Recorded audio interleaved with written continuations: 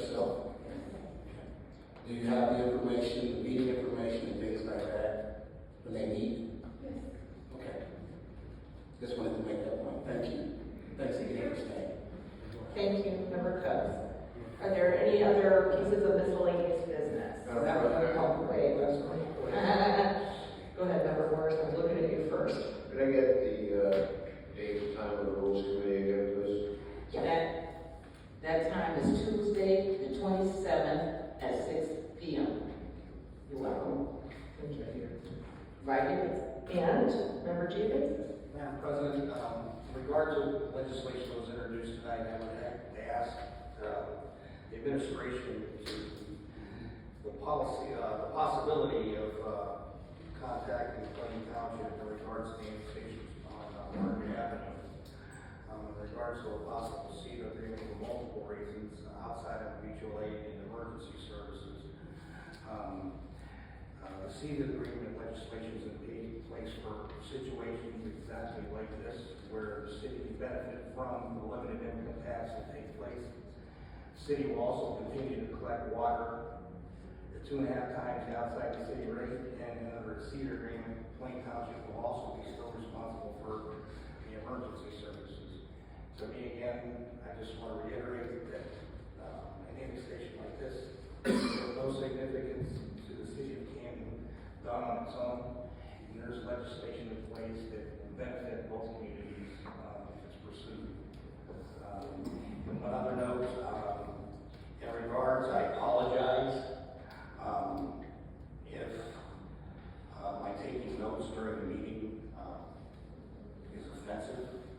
My notes that I take during the meeting are of what's being spoken by members of the public for my own record, but I will make those available to anybody who wishes to see them.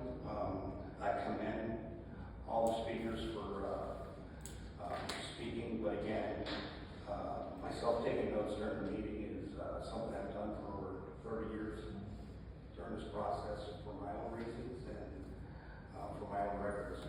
If anybody would like to see those, I'll readily provide them.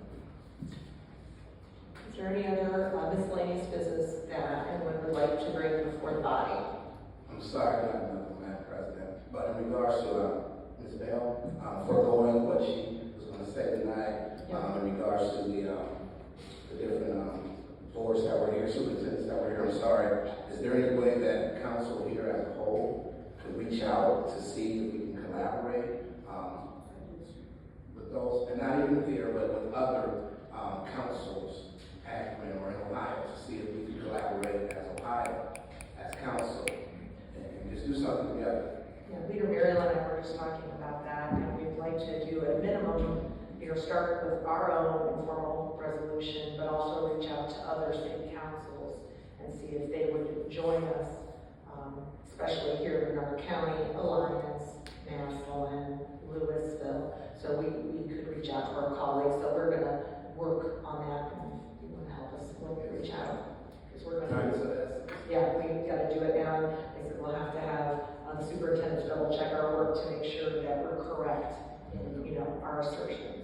Madam President, I also think it's important that our representatives in this area come and give an explanation, or at least be invited to give us an explanation as to why they are attacking our public schools and why somebody making $300,000, $400,000, $500,000 a year in the state of Ohio gets a voucher to send their kids to private school. And as the superintendent said, there's nothing wrong with private school, but taxpayers shouldn't be paying it for people making $300,000 or $400,000 a year, and it's crazy. So we need some answers on that. There are representatives down there, and they need to come and explain this to us.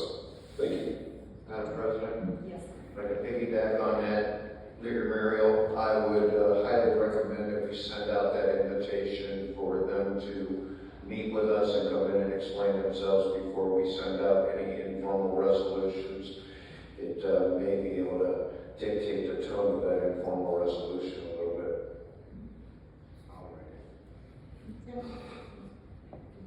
Councilman Morris, I would be more than happy to reach out to them. Yeah, I think if you get them their emails, we all send them an email on the same day. What I'll do is tomorrow I will reach out to, that's why I thought it was very imperative that Justin Brand, now originally, he was trying to get East Canton and Canton South to come, and they had their school board meetings tonight, so this wasn't possible. But at a minimum, I mean, a third of the city is covered by planning, and then you got Canton City. And then it was imperative that they come down. Because the public needs, and shame on us if we don't try to educate them also. But I will reach out to Scott Osley, Jim Thomas, and Jim Timken first thing tomorrow morning. And let me follow up with the other annexation thing. Let me check on that tomorrow. I think it would be beneficial to the city and the township. But I need to check, because I think it's a type 2 annexation. So, but let me check, I will check into that, Councilman. So, Are there any other pieces of miscellaneous business? Madam President, I'm sorry, Yes.